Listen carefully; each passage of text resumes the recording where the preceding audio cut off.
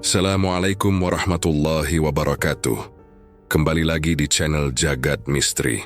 Gimana kabarnya teman-teman semua? Semoga teman-teman semua dalam keadaan sehat selalu dan dilancarkan rezekinya. Kali ini saya akan membawakan kisah yang sangat mengerikan berjudul Susuk Jalatunda. Seperti apakah ceritanya? Tanpa perlu lama lagi, mari kita masuk ke ceritanya. Namun sebelum itu, dukung channel ini dengan menekan tombol subscribe dan aktifkan lonceng notifikasinya agar tak ketinggalan cerita horor lainnya. Selamat mendengarkan. Rina menatap jam dinding di ruang tamu yang sempit itu. Waktu sudah menunjukkan hampir pukul 11 malam. Udara Cirebon yang lembab membuat keringat menempel di lehernya. Sementara suara televisi dari rumah tetangga terus terdengar samar. Di meja kecil, berserakan amplop tagihan dan buku catatan utang yang sudah lusuh. Ia baru saja pulang dari bekerja di toko elektronik, tempatnya menjadi SPG. Bajunya masih berdebu dan sepatunya sudah mulai aus. Namun matanya tetap terbuka, menatap angka-angka di buku catatan itu tanpa tahu bagaimana cara menutup kekurangannya. Sejak ayahnya meninggal 2 tahun lalu, semua tanggungan rumah jatuh ke pundaknya.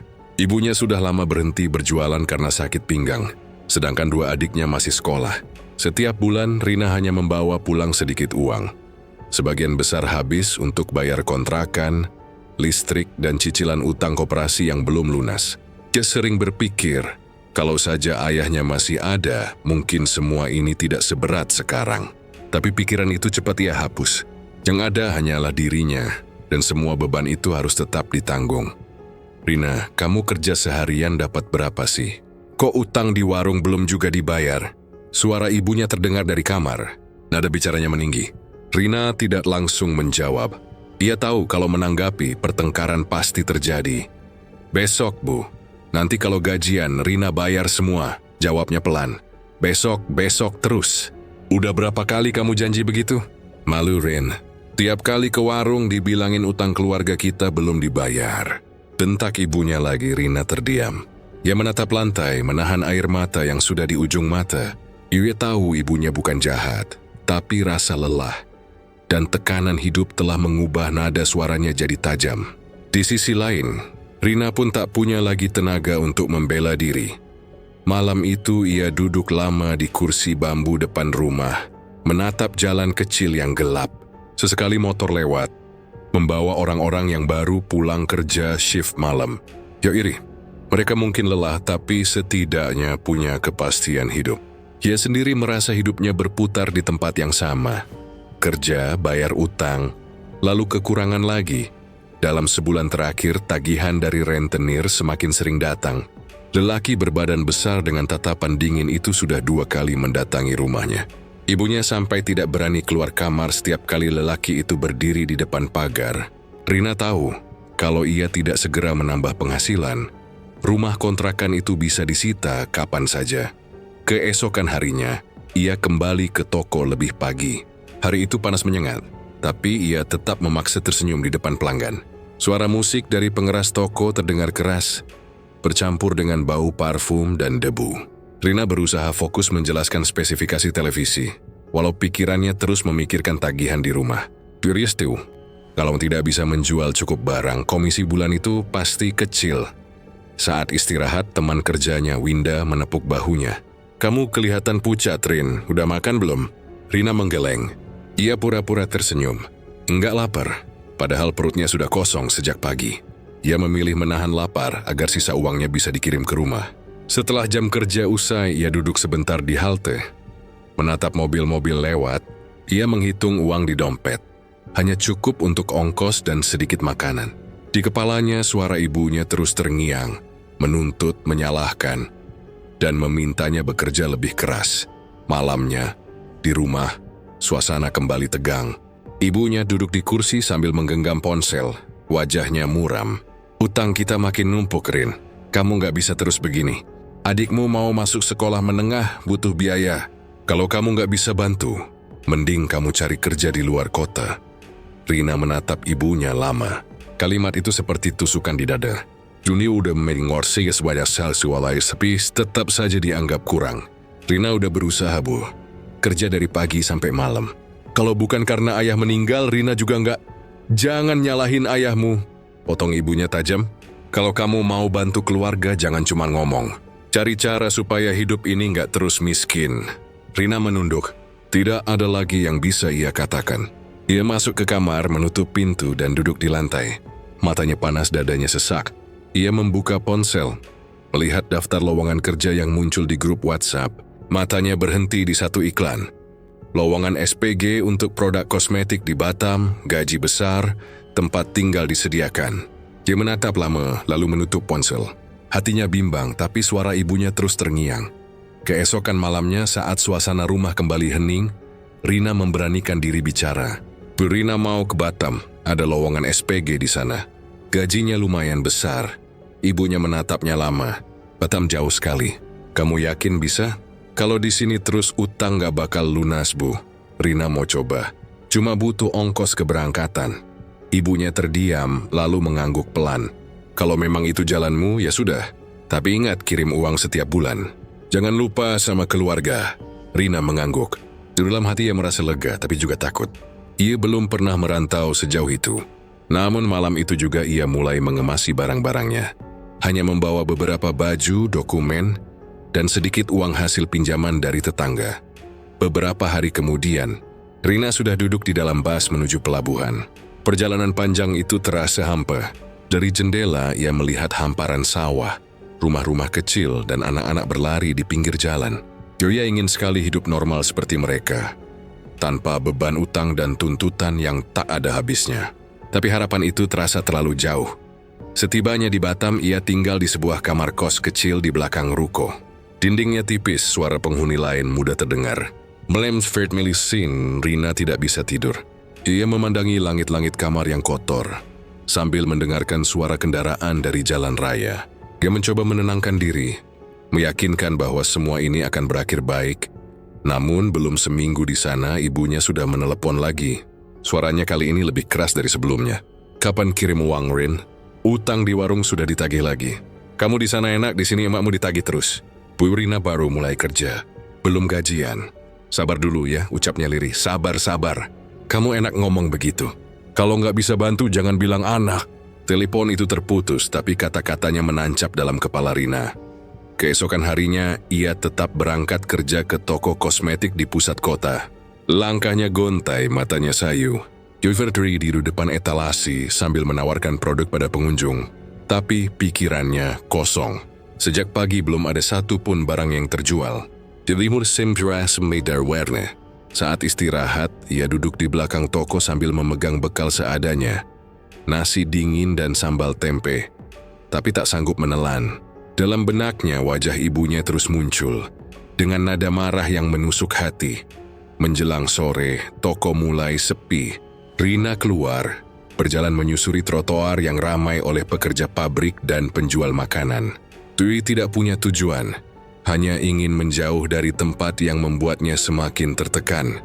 Sambil berjalan, ia melihat deretan papan reklame warna-warni. Lampu-lampu toko mulai menyala, dan suara kendaraan bersahutan. Di tengah keramaian itu, pandangannya tertuju pada seorang wanita yang keluar dari mobil mewah. Mengenakan gaun merah mencolok dan sepatu tinggi. Wanita itu tampak berkelas, rambutnya terurai rapi. Wajahnya dihiasi senyum percaya diri. Rina sempat menatap lama, sampai wanita itu menoleh dan memanggil, "Rina, kamu kan?" Rina terkejut, butuh beberapa detik untuk mengenali wajah itu. "Lisa," wanita itu tertawa kecil dan menghampiri. "Ya ampun, beneran kamu. Aku kira udah balik ke Cirebon." Rina tersenyum tipis, masih terkejut melihat perubahan besar pada temannya itu. Dulu Lisa hanyalah teman sekos di Cirebon, yang sama-sama kerja serabutan. Sekarang penampilannya jauh berbeda. Terlihat seperti orang kaya. Mereka lalu duduk di sebuah kafe kecil di tepi jalan. Lisa memesan minuman dingin, sementara Rina hanya memesan air putih. "Kamu sekarang kerja di mana?" tanya Lisa santai. "Masih SPG, Lis, tapi kayaknya nggak lama lagi berhenti. Gajinya kecil, nggak cukup buat bantu keluarga." Lisa tersenyum samar. "Kamu masih mikirin keluarga terus ya? Aku juga dulu begitu, tapi akhirnya sadar. Dunia nggak akan kasihan sama kita kalau terus miskin. Ia lalu mencondongkan badan sedikit berbicara lebih pelan. Sekarang aku kerja di tempat karaoke elit, jadi pemandu lagu. Gajinya besar banget, Rin. Tiap malam bisa dapat jutaan. Rina terdiam memutar sedotan di gelasnya. Dia tahu arah pembicaraan itu dan pikirannya langsung menolak. Aku nggak bisa, Lis. Aku cuma mau kerja yang halal. Lisa tertawa kecil. Halal atau enggak? Itu tergantung cara kita lihatnya. Aku cuma temani tamu nyanyi, minum, ngobrol. Nggak ada yang maksa macam-macam. Tapi hasilnya nyata. Julie bisa bantu orang tuaku. Bayar semua utang, bahkan beli motor. Rina masih diam. Dia tahu Lisa tidak berbohong. Penampilannya jelas bukti. Tapi hatinya tetap berat. Dan ia tidak bisa membayangkan dirinya berada di tempat seperti itu. Namun di sisi lain ia juga tahu utang keluarganya terus menumpuk. Sore menjelang malam. Lisa menatapnya lagi sambil menepuk tangannya pelan. Kalau kamu berubah pikiran, hubungi aku aja. Aku tahu tempat yang butuh orang baru. Kamu cantik, Rin. Wajah kamu manis, cocok buat kerja di sana. Ia lalu menuliskan nomor ponselnya di tisu dan menyerahkannya. Rina hanya mengangguk tanpa janji. Setelah Lisa pergi, ia masih duduk lama di sana, menatap tisu di tangannya. Ada rasa bingung, malu, dan sedikit penasaran bercampur jadi satu. Ia tahu jalan itu berbahaya, tapi pikirannya sudah lelah dengan hidup yang tak kunjung berubah. Malamnya, di kamar kos, suasana kembali sunyi. Hanya kipas angin tua yang berdengung. Rina mencoba tidur, tapi matanya terus terbuka. Dia melihat ke langit-langit yang kusam, memikirkan ucapan Lisa. Jutaan tiap malam. Kalimat itu terulang di kepalanya. Namun setiap kali ia hampir tergoda, bayangan ibunya muncul lagi. Wajah keras dengan suara marah yang menghardik. Tiba-tiba ponselnya bergetar. Nama Kribiza muncul di layar. Rina menatapnya lama, ragu untuk menjawab. Tapi akhirnya ia tekan tombol hijau. Rina, kamu kemana aja? Udah 3 hari nggak kirim kabar. Suara ibunya langsung meninggi. Maaf, Bu. Rina lagi kerja. Belum gajian. Kerja apa sih kerja tapi nggak bisa kirim uang? Kalau nggak bisa bantu, kamu mending nggak usah hidup. Hidupmu cuma nyusahin keluarga. Kata-kata itu membuat jantung Rina serasa berhenti. Dia menggigit bibir, menahan tangis yang sudah mendesak keluar. Bu, jangan ngomong gitu, Ab. Sudahlah, Emak udah capek hidup kayak gini. Kalau kamu nggak bisa bantu, mending kamu mati aja. Telepon itu terputus dengan suara klik yang dingin. Rina diam lama menatap layar ponsel yang kini gelap. Tangannya gemetar, napasnya tersengal. Air matanya menetes tanpa suara. Ia ingin marah, tapi tak sanggup. Ia ingin menjelaskan, tapi tak ada yang mau mendengar. Beberapa menit ia hanya duduk di lantai. Punggungnya bersandar ke dinding. Suara kendaraan di luar kamar seperti lenyap. Yang tersisa hanya kesunyian dan rasa sesak di dada. Dalam benaknya, kalimat Lisa kembali muncul. Berbaur dengan kata-kata ibunya.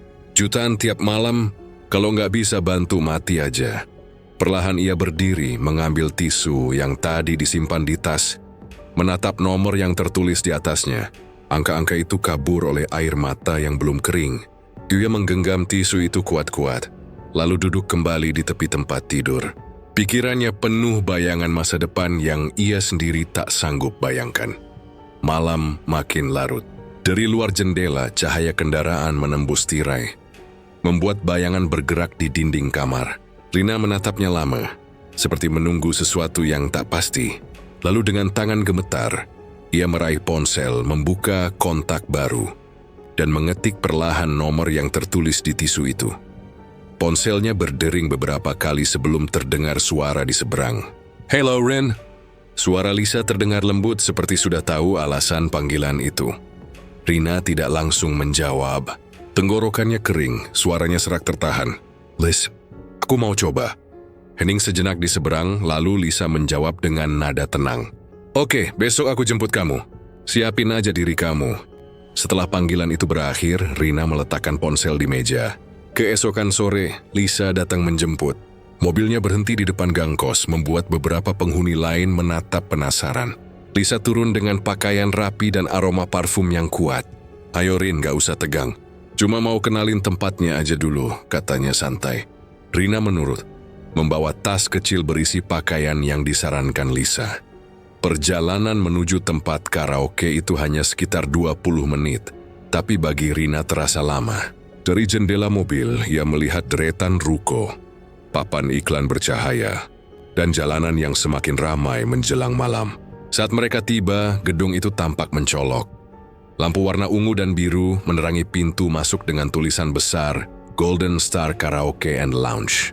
Suara musik samar keluar dari dalam, hirup aroma wangi bercampur. Asap rokok tercium begitu mereka melangkah ke dalam. Lisa memperkenalkan Rina pada seorang wanita berusia sekitar 40 tahun yang dipanggil semua orang dengan sebutan Mami. Wajahnya tegas, bibirnya merah terang, dan pandangannya tajam. "Ini anak baru ya?" tanyanya sambil menatap Rina dari atas ke bawah. "Iya, Mami. Temanku dari Cirebon," jawab Lisa cepat. Mami hanya mengangguk pelan. "Kalau mau kerja di sini harus bisa jaga sikap dan tahu aturan. Klien suka yang sopan, tapi tetap bisa bikin suasana hidup. Kalau canggung, nggak akan laku." Rina mengangguk menelan ludah. Juri mencuit tersenyum, meski dadanya sesak. Setelah itu Lisa mengajaknya masuk ke ruang ganti. Di sana, beberapa wanita lain sedang berdandan di depan cermin besar. Mereka memakai gaun ketat dan riasan tebal. Suasana ramai, penuh suara tawa dan musik dari radio kecil. Rina berdiri canggung di pojok, memandangi mereka. Semua terlihat percaya diri, sementara dirinya merasa seperti orang asing yang salah tempat. Malam itu adalah malam pertamanya bekerja. Ia diberi waktu berdandan dan bergabung di ruang showing, ruangan tempat para tamu memilih pendamping mereka. Musik mengalun pelan, lampu redup, dan aroma alkohol mengisi udara. Satu persatu wanita maju memperkenalkan diri dengan senyum menawan. Rina mencoba ikut tersenyum tapi tubuhnya kaku. Saat tiba gilirannya, pandangan para tamu hanya sekilas melihat, lalu berpindah ke yang lain. Tidak ada satupun yang memanggil namanya. Lisa sempat menepuk bahunya, berbisik, "Santai aja. Biasanya tamu butuh waktu buat kenal muka baru." Tapi kalimat itu tidak membuatnya lega. Sepanjang malam, ia duduk di kursi panjang, menunggu tanpa hasil. Hanya sesekali ia membantu Mami menyiapkan minuman atau mengambilkan tisu. Merasa tidak berguna, hari-hari berikutnya pun tidak banyak berubah. Setiap malam Rina datang dengan gaun pinjaman. Berdandan seadanya, tapi tetap jarang dipilih. Para tamu lebih suka wanita lain yang lebih genit atau berani. Dia hanya bisa menatap dari jauh, melihat mereka tertawa, menyanyi, dan menerima tip tebal dari tangan tamu. Saat lampu lounge dimatikan menjelang dini hari, Rina pulang dengan dompet yang hampir kosong. Sebulan berlalu, tapi hasilnya sama saja. Penghasilannya bahkan lebih kecil dari gaji SPG dulu. Rina mulai kehilangan semangat. Setiap malam sebelum berangkat, ia duduk lama di depan cermin kecil di kamar kos, menatap wajahnya sendiri. Kantung matanya menghitam, kulitnya kusam. Ia mencoba tersenyum, tapi yang terlihat hanya lelah. Suatu malam setelah sesi showing kembali berlalu tanpa satupun tamu memilihnya, Mami memanggilnya ke ruang belakang. Wajah Mami dingin, nada suaranya datar tapi menusuk. "Rina, kamu udah sebulan di sini tapi nggak ada peningkatan. Klien nggak mau milih kamu. Kamu harus bisa ubah sikap, atau mending berhenti aja." Rina menunduk, suaranya hampir tak terdengar. "Saya udah berusaha, Mi. Mungkin memang saya nggak cocok kerja begini." Mami mendengus. "Kerja begini bukan soal cocok atau enggak, tapi mau belajar atau enggak. Tamu suka yang bisa bikin mereka nyaman. Kalau kamu terus kaku begitu, ya nggak akan ada yang nyariin kamu." Rina keluar dari ruangan itu dengan langkah berat. Malam itu ia duduk di ruang ganti sendirian setelah semua orang pulang. Gaun yang tadi dipakainya kini terlipat di pangkuannya. Ia menatap cermin besar di depannya. Bayangan dirinya tampak asing, seolah bukan lagi orang yang sama. Tak lama, pintu terbuka dan Dita, salah satu rekan kerja yang dikenal ramah, masuk sambil membawa tas. "Rin, kok masih di sini?" Rina tersenyum lemah. "Gak tahu, Dit, rasanya capek banget. Kayak semua yang aku lakuin sia-sia." Dita duduk di sampingnya, menatap wajah Rina di cermin. "Aku juga dulu gitu. Gak ada yang mau milih. Tapi kalau kamu mau, aku kenalin sama orang yang bisa bantu." "Bantu gimana?" tanya Rina ragu. "Ya, supaya kamu kelihatan beda. Biar orang-orang lihat kamu itu istimewa," jawab Dita pelan. "Cuma nanti aja kita bahas. Sekarang kamu istirahat dulu." Rina tidak menanggapi. Dia hanya mengangguk dan berdiri perlahan. Di luar ruangan, jalanan masih ramai oleh kendaraan yang lewat. Tapi semua itu terasa jauh. Dalam pikirannya kata berhenti terus terulang. Ia bahkan sempat berpikir untuk pulang ke Cirebon. Tapi bayangan wajah ibunya muncul lagi. Dengan nada marah, dengan tatapan kecewa. Malam itu, saat kembali ke kamar kos, Rina duduk lama di tepi ranjang. Hujan turun pelan di luar jendela, membuat suasana kamar terasa lebih dingin dan sepi. Ponselnya bergetar. Pesan masuk dari Dita. "Kamu gak apa-apa, Rin? Kalau mau curhat, aku masih di lounge." Rina menatap pesan itu lama sebelum membalas. "Aku udah gak kuat, Dit. Kayaknya mau berhenti aja." Tidak lama, Dita membalas lagi. "Jangan dulu. Ada cara lain. Besok sore ketemu aku di depan ruko tempat laundry. Aku mau ajak kamu ke suatu tempat." Keesokan harinya Rina datang seperti yang diminta. Dita sudah menunggunya di pinggir jalan dengan pakaian santai dan wajah serius. "Rin, aku tahu kamu capek. Tapi aku punya jalan supaya nasib kamu berubah. Aku juga dulu pernah kayak kamu gak dilirik siapapun. Tapi setelah aku pakai sesuatu, hidupku berubah total." Rina mengerutkan dahi. "Maksudnya pakai sesuatu itu gimana?" Dita menatap sekeliling, memastikan tak ada yang mendengar. "Kamu jangan kaget. Aku mau ajak kamu ke Jawa Timur. Ada orang pinter di sana, perempuan tua. Dia bisa bantu kamu supaya punya aura yang beda. Orang bakal gampang suka sama kamu. Tapi kamu harus siap karena ini bukan hal biasa." Rina terdiam. Dalam hatinya muncul rasa takut. "Aku gak punya uang, Dit. Buat makan aja susah." Dita tersenyum tipis. "Gak usah mikirin uang. Aku yang tanggung dulu. Kamu tinggal ikut aja. Anggap ini kesempatan terakhir." Perkataan itu terus terngiang sepanjang malam. Rina tidak langsung menjawab, tapi pikirannya tidak tenang. Dia tahu itu bukan jalan yang wajar, tapi kata-kata kesempatan terakhir terasa menekan. Sampai akhirnya, menjelang subuh, ia mengetik pesan singkat pada Dita. "Aku ikut." 2 hari kemudian mereka berangkat. Dita menjemput Rina ke bandara dengan tas besar. Rina hanya membawa baju seperlunya. Perjalanan menuju Jawa Timur berlangsung tenang. Tapi di dalam pesawat, perasaannya bercampur antara penasaran dan takut. Dita duduk di sebelahnya memainkan ponsel tanpa banyak bicara. Rina sesekali menatap keluar jendela, melihat awan putih di bawahnya. Rasanya seperti melarikan diri dari dunia yang membuatnya sesak. Setelah tiba di bandara, mereka langsung melanjutkan perjalanan darat menggunakan mobil sewaan. Jalanan kota perlahan berganti menjadi perkampungan, lalu hutan dan perbukitan. Sinyal ponsel mulai hilang, dan udara menjadi lebih dingin. Dita duduk di depan bersama sopir, sementara Rina di belakang, menatap pemandangan yang makin asing.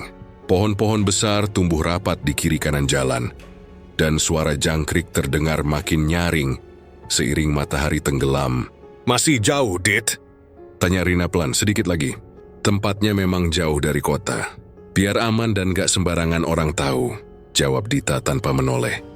Rina hanya mengangguk. Ia menggenggam ujung jaketnya, mencoba menenangkan diri. Hatinya tidak tenang sejak melewati jalan menanjak berbatu itu. Beberapa kali ia ingin bertanya lagi, tapi lidahnya keluh. Sekitar 3 jam kemudian, mobil berhenti di depan jalan tanah sempit yang menurun. Sopir tidak ikut turun, hanya menyalakan senter kecil di dashboard. "Lewat sini, Mbak. Rumahnya di bawah sana," katanya. Rina mengikuti langkah Dita menuruni jalan itu. Suara serangga malam terdengar dari segala arah. Udara lembab menusuk kulit, dan aroma tanah basah tercium kuat.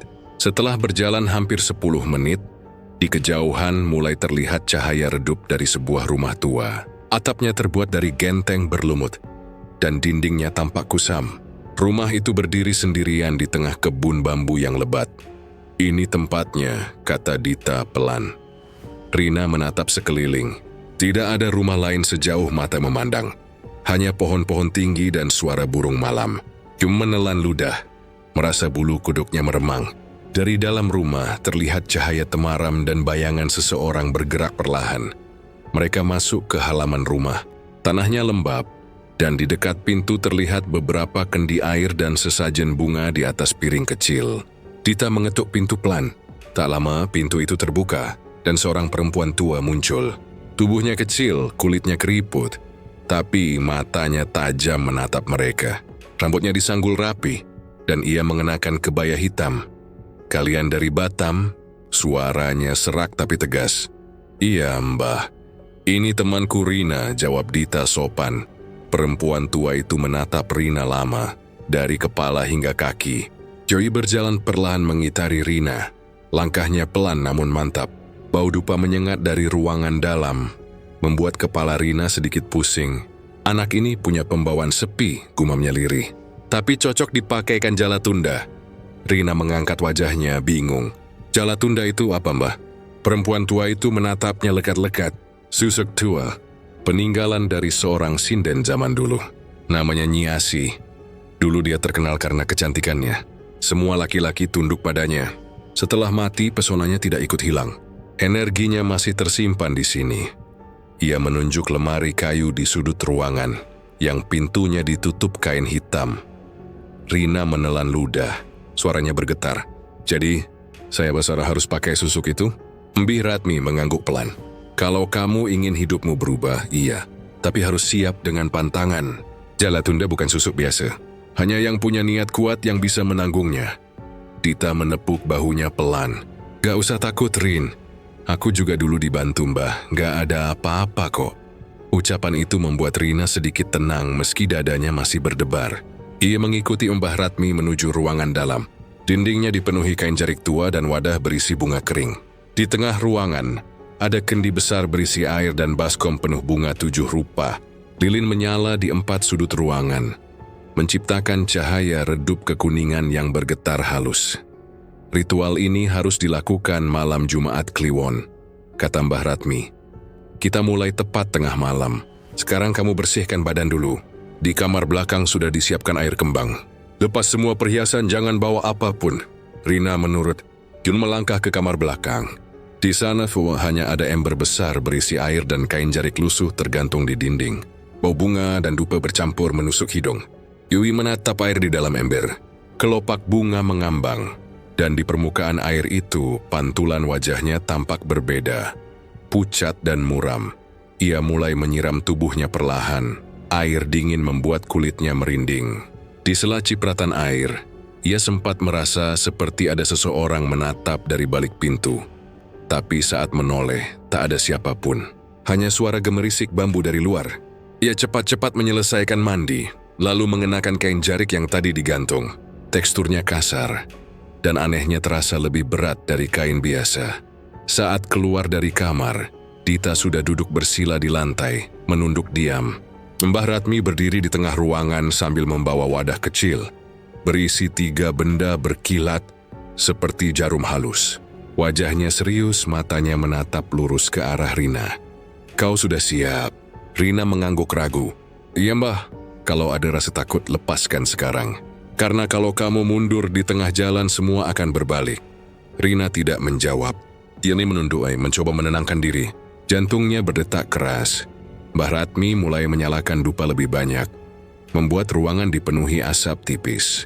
Suara gamelan samar terdengar dari radio tua di sudut ruangan. Lalu perempuan tua itu duduk bersila di depan Rina, membacakan mantra dengan suara pelan namun tegas.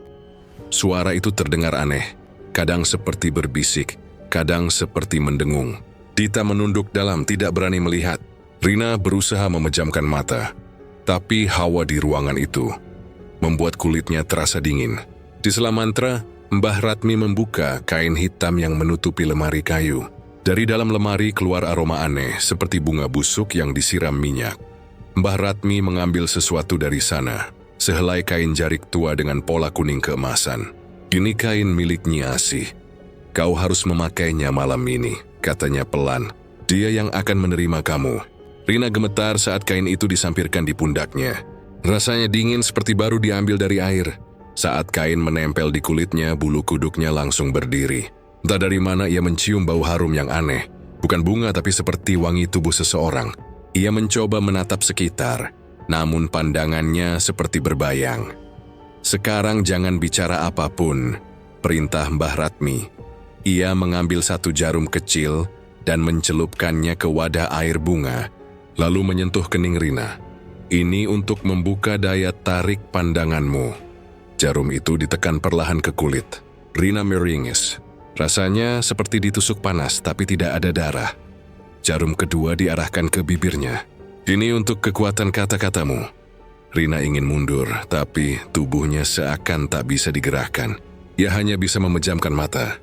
Saat jarum kedua masuk, ia merasa dadanya sesak. Jarum ketiga dibawa mendekat ke bagian bawah perutnya. Dan ini untuk pesonamu. Rina menahan napas, tubuhnya gemetar hebat. Saat jarum terakhir menembus kulit, tiba-tiba angin kencang berhembus dari arah jendela, membuat tirai bergerak liar. Api lilin bergoyang hebat, beberapa hampir padam. Dita yang duduk di belakang menunduk makin dalam, menutup wajah dengan kedua tangan. Rina membuka mata sedikit dan melihat sesuatu di depan Mbah Ratmi. Bayangan samar seorang perempuan muda berpakaian sinden, berdiri di belakang sang mbah. Wajahnya cantik tapi pucat, senyumnya tipis. Rambutnya tergerai panjang, dan matanya menatap Rina dengan tatapan yang sulit dijelaskan. Antara ramah dan menyeramkan. Mbah Ratmi berhenti membaca mantra dan menunduk hormat ke arah bayangan itu. "Ni Asih, terimalah dia," katanya lirih. Suara itu membuat dada Rina makin berat. Tubuhnya terasa ringan seperti melayang. Dalam pandangannya yang mulai kabur, ia melihat sinden itu melangkah mendekat. Senyum di wajahnya makin jelas dan tangan halusnya mengelus pipi Rina. Sekejap kemudian, ruangan terasa gelap. Rina tidak tahu apakah ia pingsan atau hanya tertidur. Ketika akhirnya sadar, ia sudah terbaring di lantai, tubuhnya lemas. Keringat membasahi seluruh badan. Dita duduk di sampingnya sambil memegang handuk kecil. "Kamu udah selesai, Rin," bisik Dita. Rina berusaha bangun tapi tubuhnya berat. Di sekitar lilin sudah padam. Hanya tersisa asap dupa yang masih mengepul, yang menatap Mbah Ratmi yang kini duduk diam dengan mata terpejam, seolah kehabisan tenaga. "Mulai sekarang, kamu bukan orang yang sama," katanya tanpa membuka mata. "Apapun yang kamu inginkan akan datang padamu. Tapi ingat, setiap pemberian ada gantinya." Rina menelan ludah. Mbah Ratmi duduk di depan mereka, menatap Rina dengan pandangan tajam yang berbeda dari sebelumnya. "Kamu sudah diterima," katanya perlahan. "Mulai hari ini hidupmu akan berubah. Tapi ingat, setiap berkah ada batasnya. Kalau kamu langgar pantangannya, yang datang bukan rezeki tapi murka." Rina diam menatap lantai. Tubuhnya masih bergetar halus. "Pantangan apa, Mbah?" Suaranya hampir tak terdengar. Perempuan tua itu menarik napas panjang. "Ismai, jangan pernah berjalan di bawah jemuran pakaian. Kedua, jangan makan durian apapun alasannya. Ketiga, jangan makan pisang kecil berwarna kuning. Dan yang terakhir, jangan pernah melakukan hubungan sakral seperti lamaran atau pernikahan. Kalau sampai melanggar, semua yang kamu dapatkan akan hancur." Dita menatap Mbah Ratmi dengan wajah tegang. "Mbah, kalau dia lupa salah satunya, apa bisa diperbaiki?" Mbah Ratmi menggeleng pelan. "Tidak sudah tua nih dalam perjanjian seperti ini. Sekali terikat, semuanya harus ditaati. Susuk jala tunda itu kuat, tapi tidak mengenal ampun." Ia menatap Rina lagi, lebih dalam kali ini. "Kamu akan tahu seberapa besar kekuatannya nanti. Tapi jangan pernah uji batasnya." Suasana hening beberapa saat. Angin malam bertiup pelan dari jendela, membuat tirai bergoyang ringan. Rina menunduk, berusaha memahami kata-kata itu. Ia tak sepenuhnya mengerti, tapi bagian tentang murka membuat punggungnya merinding. Setelah ritual selesai, Dita menyerahkan sebuah amplop tebal pada Mbah Ratmi. "Ini Mbah, 9 juta sesuai janji." Mbah Ratmi menerima dengan tenang. "Baik, kalian boleh pulang sore ini. Jangan lupa, selama 3 hari jangan berkaca. Biarkan energi itu menyatu.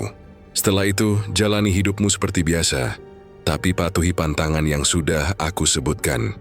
Rina hanya mengangguk pelan. Ia tidak banyak bicara, pikirannya masih berat. Saat sore tiba, mereka meninggalkan rumah itu.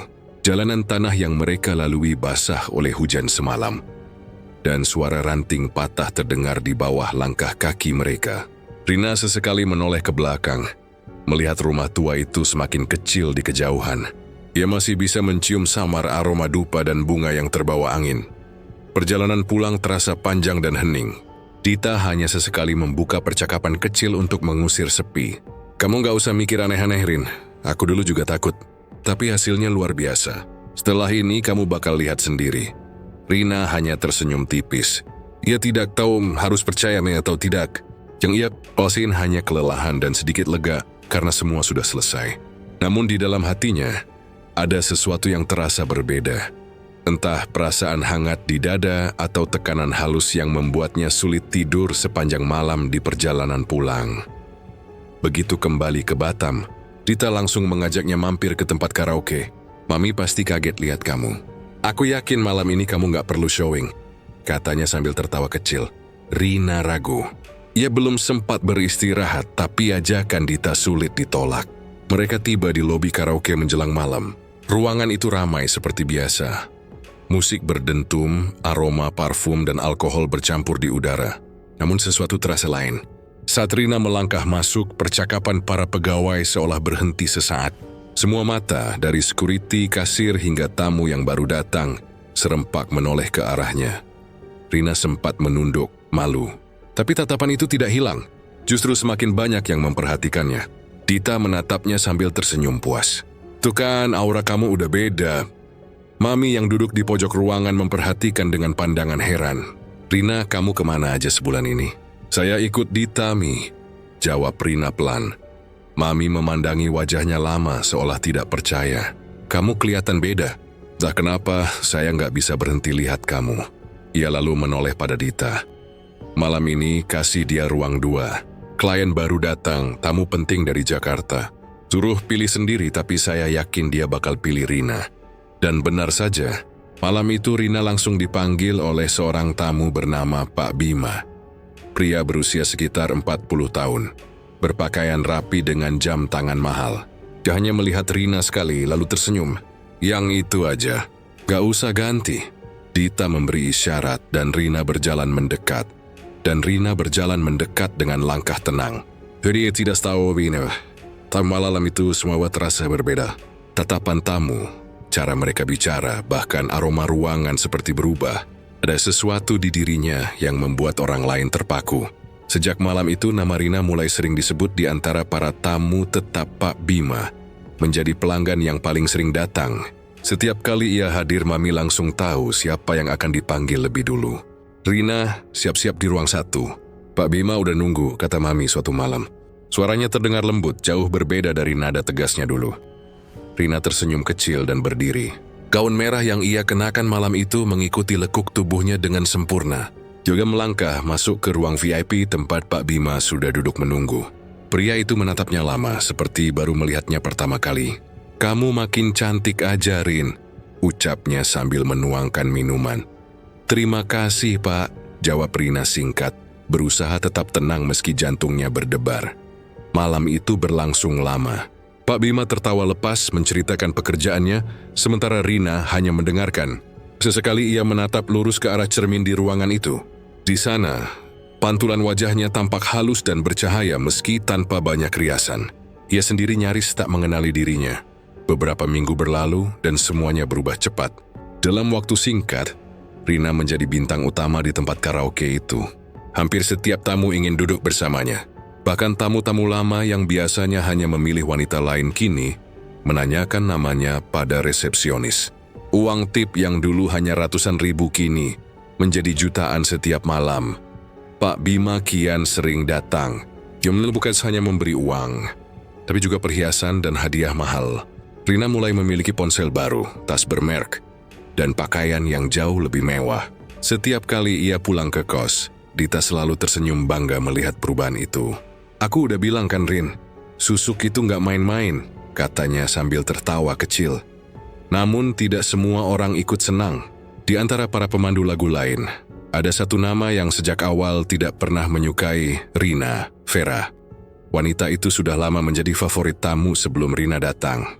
Ia berparas cantik dan percaya diri. Tapi kini posisinya mulai tersisih. Tamu yang dulu selalu memanggilnya satu persatu berpindah ke Rina, dan itu membuatnya gelisah.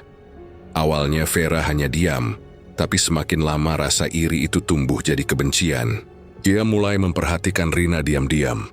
Dari cara bicara sampai kebiasaan kecilnya, ia merasa ada yang aneh. Rina terlalu cepat naik daun, dan auranya seperti berbeda dari orang biasa. Setiap kali Rina lewat, udara di sekitarnya terasa lebih tenang, tapi dingin di kulit. Suatu malam Vera duduk bersama dua LC lain di ruang ganti. "Kalian gak ngerasa aneh sama Rina?" bisiknya pelan. Salah satu dari mereka menoleh. "Aneh gimana?" Dia baru kerja sebentar, tapi langsung disayang semua tamu. Bahkan Mami aja berubah sikap sama dia. Gak mungkin cuman karena cantik. Ku dengar dia sempat pergi ke Jawa Timur bareng Dita. Terus, Vera mencondongkan tubuh. Katanya ada dukun di sana. Aku yakin dia pakai pegangan. Bisikan itu menyebar cepat. Dalam hitungan hari, hampir semua LC di tempat itu mulai membicarakan hal yang sama. Mereka berbisik setiap kali Rina lewat, menatapnya dengan mata curiga. Namun Rina tidak menggubris. Ia sudah terlalu sibuk dengan jadwal kerja dan pertemuan rutin bersama Pak Bima. Suatu malam, setelah karaoke tutup, Rina duduk di sofa ruang istirahat sambil menghitung uang tip.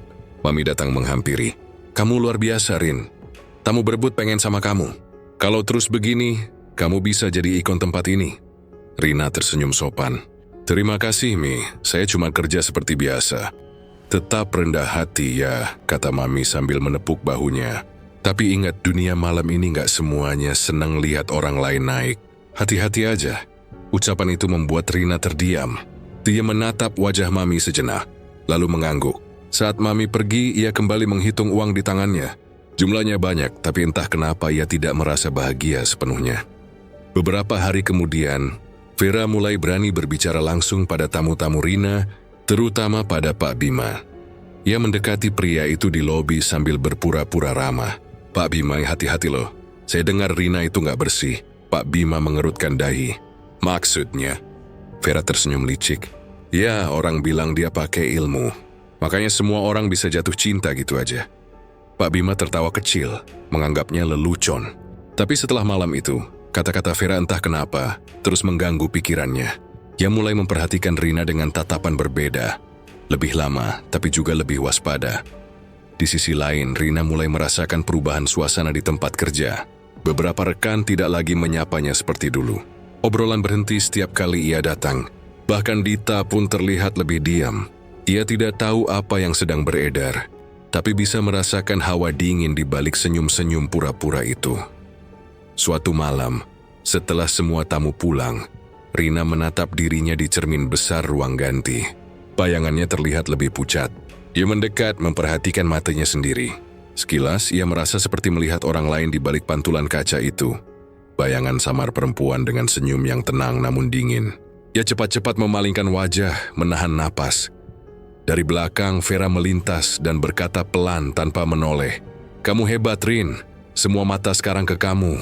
Tapi kadang, yang terlalu cepat naik bisa cepat jatuh juga."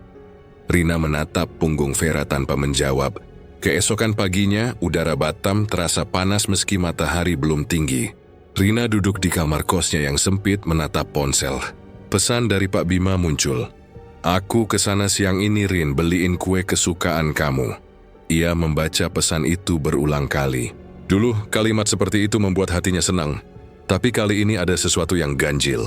Dia mencoba mengabaikan perasaan itu dan mulai bersih-bersih kamar, merapikan meja, mengganti spray, seolah ingin menunjukkan bahwa ia siap menyambut tamu penting.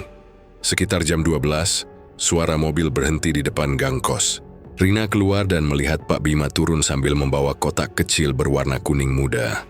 Senyumnya hangat seperti biasa.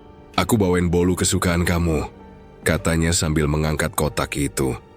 Rina tersenyum sedikit lega. "Pak, repot-repot amat. Saya baru aja makan siang. Gak apa-apa. Aku sengaja beli dari toko yang kamu suka. Katanya kamu senang bolu pisang kan?" Rina terdiam sejenak. Ia memang pernah menyebut suka kue itu, tapi sudah lama sekali. Ia tidak tahu bagaimana Pak Bima masih mengingatnya.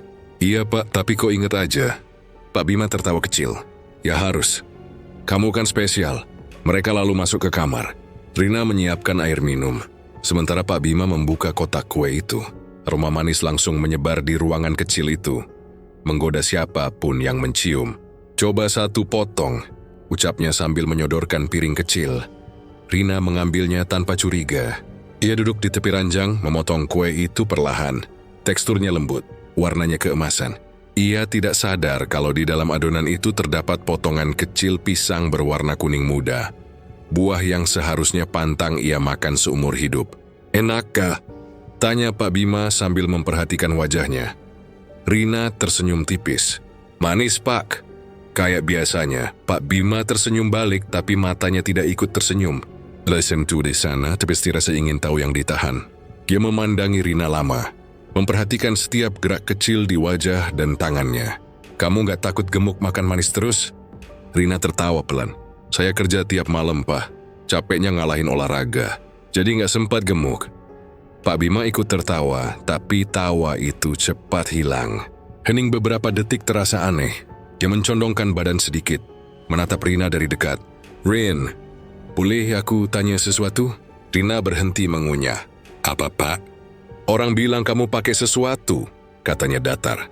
Bener gak? Suasana kamar langsung berubah. Udara seolah mengental. Rina menatapnya, bingung. Maksud Bapak? Ya, katanya kamu punya pegangan. Makanya semua laki-laki suka sama kamu. Aku gak percaya gosip. Tapi kadang aku juga heran kenapa tiap kali lihat kamu, aku gak bisa berhenti mikirin. Rina menunduk, menaruh piringnya. Pak, saya kerja biasa aja. Kalau tamu suka, ya mungkin karena saya sopan. Jangan dengar omongan orang. Pak Bima tersenyum kaku. Aku pengen percaya. Tapi aku juga pengen bukti kalau kamu gak pakai hal-hal begitu. Bukti apa maksudnya? Ya kayak tadi. Kamu makan bolu itu di depan aku, berarti kamu gak takut apa-apa kan? Rina menatapnya lama, tidak paham maksud sebenarnya. Tadi juga udah makan, Pak. Kenapa? Pak Bima mengangkat bahu. Gak apa-apa. Cuma pengen tahu kamu jujur atau enggak. Rina tersenyum hambar, mencoba menahan perasaan tidak enak. Ia tidak tahu bahwa di balik senyum itu, Pak Bima sedang menyembunyikan rasa curiga yang makin besar. Di dalam adonan kue itu, potongan kecil pisang kuning yang menjadi pantangan utamanya sudah tertelan satu persatu. Setelah beberapa menit, suasana mencair kembali. Mereka bicara hal-hal ringan tentang pekerjaannya, tentang kota, tentang liburan yang katanya ingin direncanakan. Tapi di balik percakapan itu ada sesuatu yang mulai berubah. Rina merasa tubuhnya agak hangat. Ia pikir hanya karena cuaca siang itu. Setelah Pak Bima pamit, Rina membereskan meja. Ia menatap kotak bolu yang masih tersisa separuh, lalu tersenyum kecil. Baik banget ya, gumamnya pelan. Tapi di dalam senyum itu ada perasaan janggal yang sulit ia pahami. Ia sempat berpikir untuk membuang sisa kue itu, namun akhirnya menyimpannya di meja dapur. Sore menjelang malam, Rina mulai merasa aneh. Tubuhnya seperti lemas dan kulitnya terasa panas dingin bergantian. Ia mencoba berbaring tapi kepalanya berat. Saat membuka mata, ruangan seolah berputar perlahan. Dia menatap langit-langit kamar, lalu menutup mata kembali, berharap cukup tidur agar sembuh. Dari kejauhan suara kendaraan masih terdengar. Ia berusaha tidak memikirkannya, namun di sela kantuknya muncul kembali ucapan Mbah Ratmi dari jauh di dalam ingatannya. Jangan makan pisang kecil berwarna kuning. Sekali saja melanggar, semuanya akan berubah. Rina terbangun dengan keringat dingin. Tua menatap piring di meja yang masih berisi sisa bolu. Hatinya berdegup keras tanpa sebab. Joey SPC menenangkan diri, meyakinkan bahwa itu hanya kebetulan. Tapi rasa tidak nyaman itu semakin kuat. Malam tiba dengan cepat. Rina menyalakan televisi untuk mengalihkan pikiran.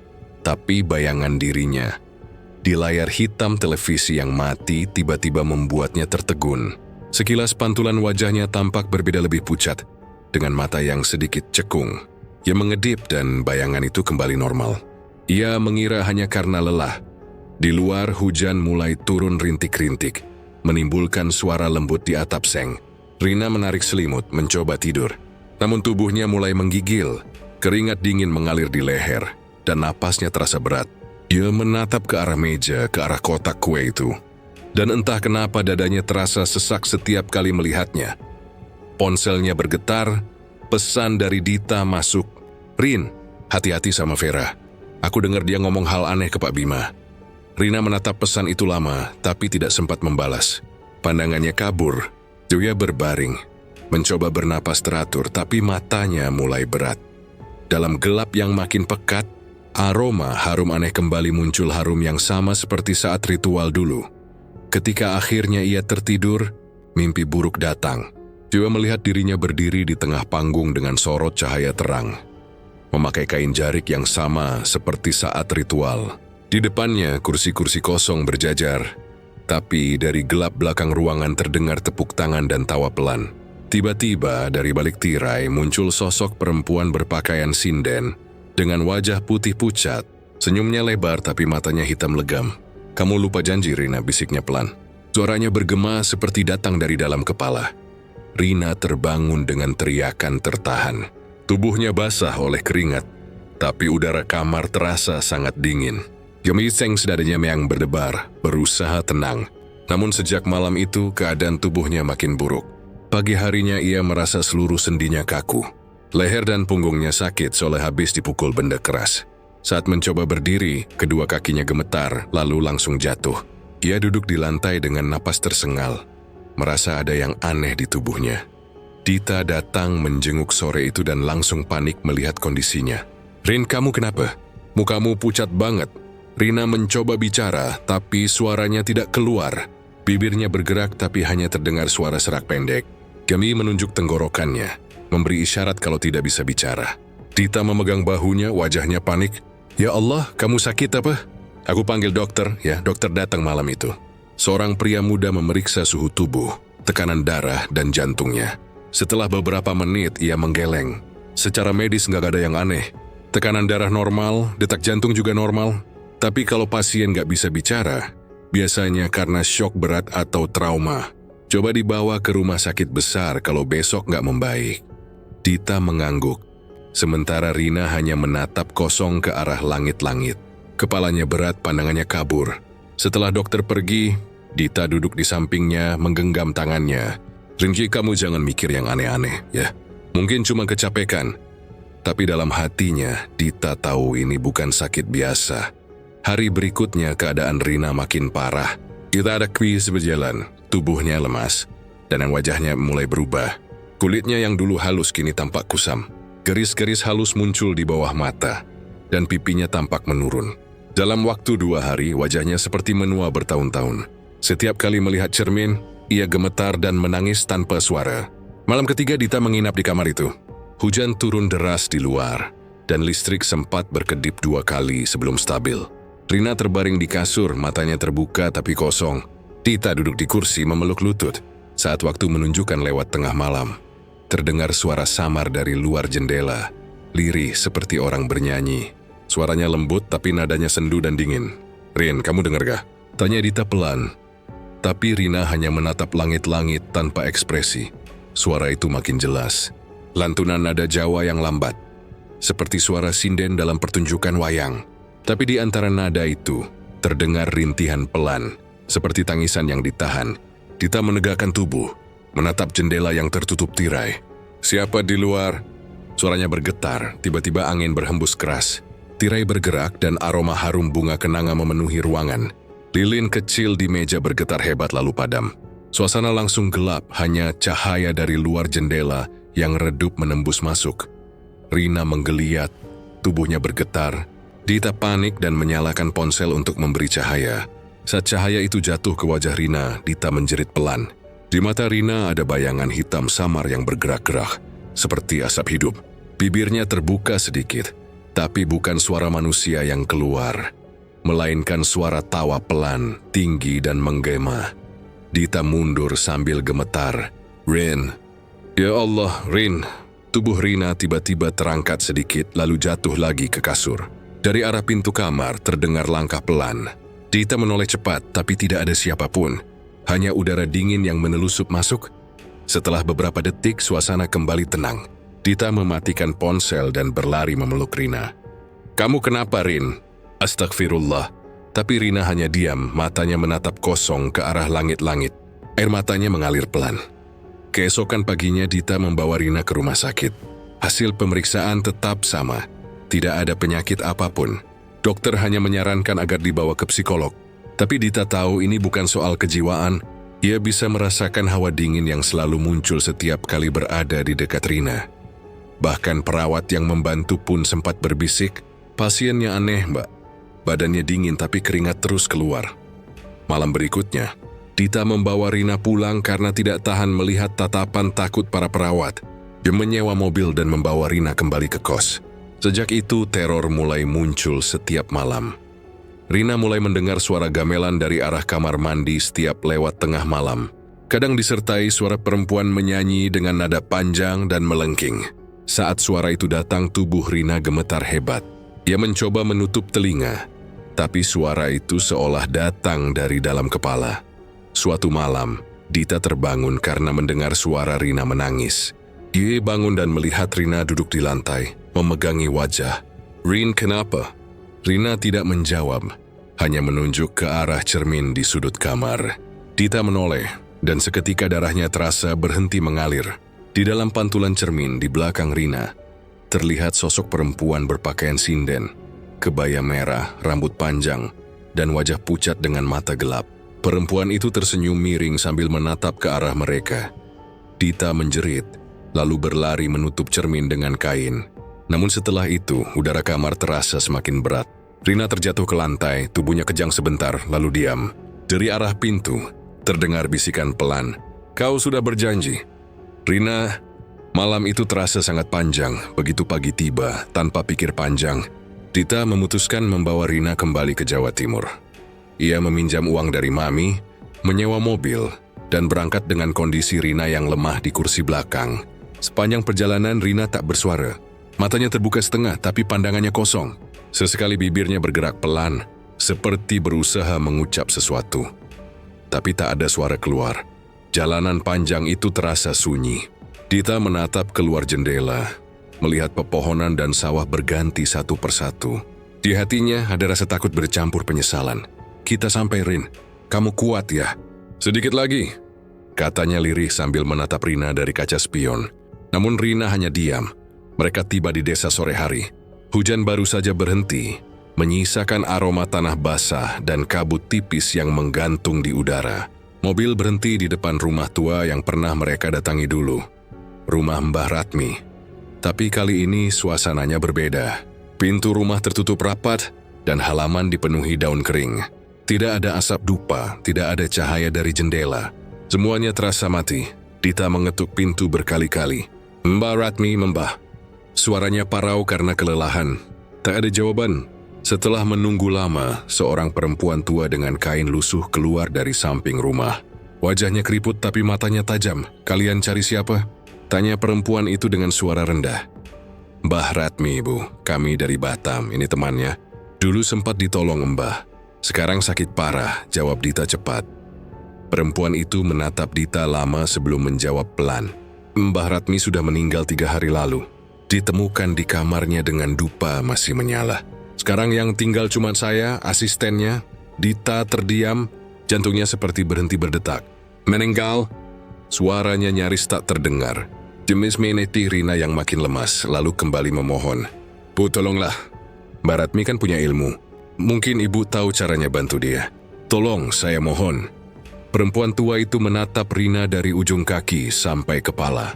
Wajahnya berubah serius. Anak ini sudah terikat. Kalau tidak dilepaskan, dia tidak akan bertahan. Tanpa banyak bicara, perempuan itu menyuruh Dita membawa Rina masuk. Mereka memapah tubuhnya ke ruang tengah. Ruangan itu masih sama seperti dulu. Gelap, dingin, dan dipenuhi bau dupa yang menempel di dinding. Di meja kecil, masih ada kendi air, bunga kering, dan sisa abu dari dupa lama. Perempuan itu menyalakan dupa baru, lalu menatap Dita. "Kau harus kuat. Prosesnya tidak mudah. Apa yang harus saya lakukan?" "Jangan ganggu. Cukup duduk di sini dan diam."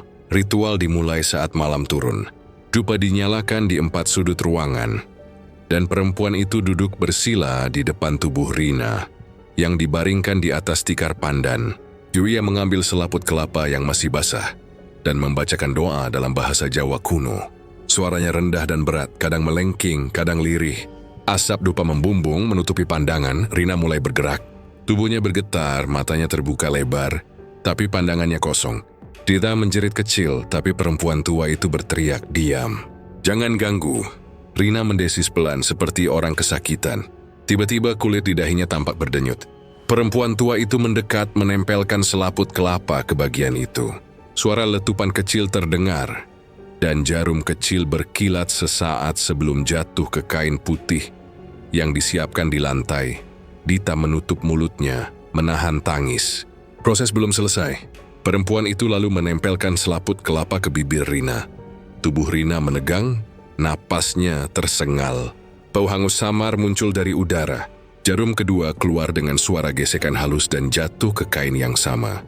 Rina mulai menangis tanpa suara. Air matanya menetes terus, tapi matanya tidak bisa menutup. Kulitnya basah oleh keringat, dan tubuhnya menggeliat seperti menahan sesuatu yang tak terlihat.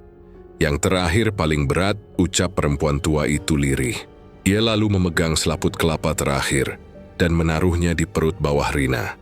Saat itu Rina menjerit keras untuk pertama kalinya sejak berhari-hari bisu.